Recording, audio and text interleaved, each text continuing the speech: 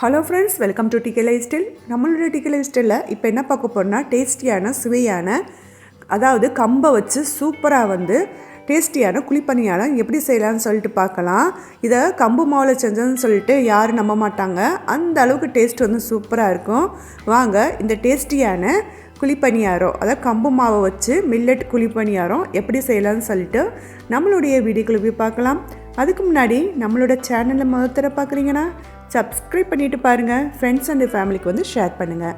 இப்போ நான் ஒரு பவுல் ஒன்று எடுத்து வச்சுருக்கேன். அதில் 1 கப் அளவுக்கு நாங்கள் கம்பு சேர்த்துக்கிறேன். கம்பு உடம்புக்கு நல்லது, இரும்பு சத்தும் கூட. அதனால் இந்த மாதிரி செஞ்சு குழந்தைகளுக்கு செஞ்சு கொடுங்க, சத்து உங்களுக்கு அதிகமாக இருக்கும். அது கூடயே அது எந்த கப்பால் அளந்தமோ அதே கப் அளவுக்கு 1 கப் அளவுக்கு பச்சரிசி மாவு, பச்சரிசி அதே 1 கப் அளவில் 1 கப் அளவுக்கு இட்லி அரிசி எடுத்துக்கிறேன். இது கூட ஒரு 1/4 கப் அளவுக்கு உளுந்து சேர்த்தா போதும். உளுந்து அதிகமாக தேவைப்படாது. இது கூடயே பார்த்திங்கன்னா 1 டீஸ்பூன் அளவுக்கு வெந்தயம் சேர்த்துக்கிறேன். வெந்தயம் சேர்த்து செய்யும்போது அந்த பணியாரம் ரொம்ப சாஃப்டாக கிடைக்கும். அதுக்காக இது எல்லாத்தையுமே நல்லா கழுவி வாஷ் பண்ணி எடுத்துகிட்டு வந்துடலாம். இப்போ கழுவி வாஷ் பண்ணி எடுத்துகிட்டு வந்துட்டேன். இப்போது இதை மூடி போட்டு மூடி வச்சிடலாம். குறைஞ்சது ஒரு 4 மணி நேரமாவது நல்லா ஊறி வரணும். பாருங்கள், இப்போ 4 மணி நேரம் ஆயிடுச்சு. நம்ம போட்டுக்க அரிசி கம்பு எல்லாமே நல்லா ஊறி வந்துடுச்சு. இதை அப்படியே நான் வேறொரு மிக்ஸி ஜாடிக்கு நான் மாற்றிக்கிறேன். நான் மிக்சியில் தான் அரைச்சி காமிக்கிறேன். இப்போ மிக்சியில் நான் எடுத்து வச்சுக்கக்கூடிய எல்லாத்தையுமே சேர்த்து நல்லா அரைச்சி எடுத்துகிட்டு வந்துடலாம். பாருங்கள், இந்த மாதிரி நான் அரைச்சி எடுத்துகிட்டு வந்துட்டேன். இப்போது இதோட தேவையான அளவு உப்பு சேர்த்துக்கலாம். சேர்த்து நல்லா மிக்ஸ் பண்ணி விட்டுடலாம். அதாவது உப்பில் அந்த மாவு நல்லா கரைஞ்சி வரட்டும். பாருங்கள், இப்போ நல்லா கரைச்சி வச்சுட்டேன். இப்போ மூடி போட்டு மூடி வச்சிடலாம். இது ஒரு 5 மணி நேரமாவது நல்லா புளிக்கணும். அப்போ தான் டேஸ்ட் சூப்பராக இருக்கும். இப்போ பாருங்கள், 5 மணி நேரம் ஆயிடுச்சு. பாருங்கள், நம்ம எடுத்து வச்சுக்க மாவுமே நல்லா இந்த அளவுக்கு பொங்கி வந்துடுச்சு. ஓகே, மாவு அப்படி ஒரு பக்கமாக இருக்கட்டும். இப்போது இதுக்கு தேவையான வெள்ளை கரைசல் ரெடி பண்ணிடலாம். நான் 1 கப் அளவுக்கு வெல்லம் ஊற்றி அதை நல்லா கரைச்சி வச்சிடலாம். இதுக்கு பாகுபதம் எதுவுமே தேவை கிடையாதுங்க. இதை அப்படியே ஃபில்டர் பண்ணிவிட்டு நான் நம்ம எடுத்து வச்சுக்கக்கூடிய மாவில் கலந்துடுறேன்.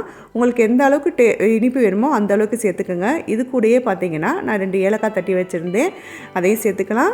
இனிப்பு உங்கள் டேஸ்ட்டுக்கு தகுந்த மாதிரி சேர்த்துக்கோங்க. இப்போ மாவு எல்லாத்தையும் நல்லா மிக்ஸ் பண்ணி விட்டுட்டேன். இப்போது பனியார கடையும் நல்லா காஞ்சிடுச்சு. தேவையான அளவு நெய் ஊற்றிக்கலாம். நீங்கள் நெய்க்கு பதிலாக எண்ணெய் கூட ஊற்றி செய்யலாம். இப்போது நம்ம கலக்கி வச்சுருந்த பனியார மாவு அதில் சேர்த்துடலாம். பாருங்கள், இந்த மாதிரி சேர்த்துலாம். எந்த அளவுக்கு சாஃப்டாக வரணும். மாவு இந்த மாதிரி பக்குவத்தில் இருக்கணும். நான் எடுத்து ஊற்றலையே அந்த மாதிரி பக்குவத்தில் இருந்துச்சுன்னா டேஸ்ட் சூப்பராக இருக்கும். நான் எல்லாத்துலேயும் மாவு ஊற்றியாச்சு. இப்போது மூடி போட்டு மூடி வச்சிடலாம். ஒரு சைடு நல்லா வெந்ததுக்கு அப்புறம் நீங்கள் அடுத்த சைடு நல்லா திருப்பி போட்டுடலாம். பாருங்கள், ஒரு சைடு நல்லா வெந்துருச்சு. இப்போது நான் அப்படியே அடுத்த பக்கம் திருப்பி போட்டுடலாம். 2 சைடுமே நல்லா வேக வச்சு எடுத்துடலாம். டேஸ்ட்டும் அட்டகாசமாக இருக்கும். ட்ரை பண்ணி பாருங்கள். இது கம்பு மாவில் வச்சு செஞ்ச பணியாரம்னு சொல்லிட்டு யாருமே சொல்ல மாட்டாங்க. அந்த அளவுக்கு டேஸ்ட்டும் சூப்பராக இருந்துச்சு. பாருங்கள், இப்போ 2 சைடுமே நல்லா வெந்து வந்துருச்சு. இதை அப்படியே நான் வேறொரு பிளேட்டுக்கு நான் மாற்றி எடுத்துக்கிறேன்.